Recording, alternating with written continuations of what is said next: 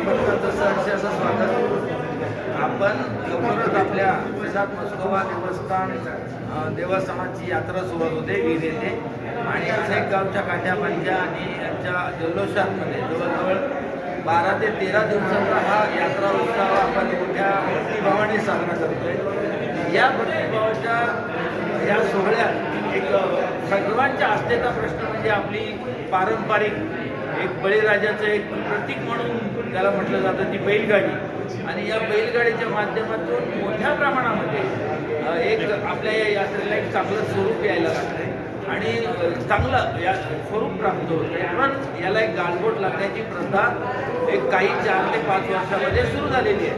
ती म्हणजे काय तर शर्यतीच्या गाड्या रस्त्याने पळवणं, त्याला एका बाजूला घोडा झुकणं, एकाला बैल झुकणं किंवा दोन्ही घोडे झुकणं, परत त्याच्या बैलगाडीच्या मागे आणि पुढे 40-50 लोकांचा जमाव असणं, बुलेटला बुलेटवर फटाकड्याचे आवाज काढत करणं कर्कश आरडाओरडा करत रस्त्याने जाणं.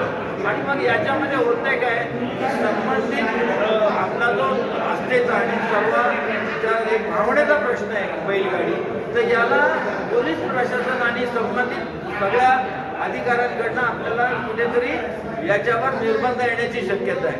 मग आपण आपली परंपरा आपल्या सगळ्या गोष्टी याच्यात कोणताही खंड न पडावा म्हणून या सगळ्या गोष्टी ताबडतोब बंद करण्यात याव्या म्हणून आम्ही आमच्या श्री क्षेत्र श्री देवनाथ मस्कोबा देवस्थानाच्या वतीनं एक प्रसिद्धीपत्रक आपल्या प्रसिद्ध केलेलं आहे आणि त्याच्यावर काही नियम दिले. त्या नियमाचा भंग केला तर श्री देवनाथ मस्कोबा देवस्थान ट्रस्ट कोडी ग्रामस्थ यांच्यातर्फे सासवड पोलीस स्टेशनमध्ये फौजदारी स्वरूपाचा गुन्हा दाखल करण्यात येईल अशी मी सर्वांना सूचना करतो.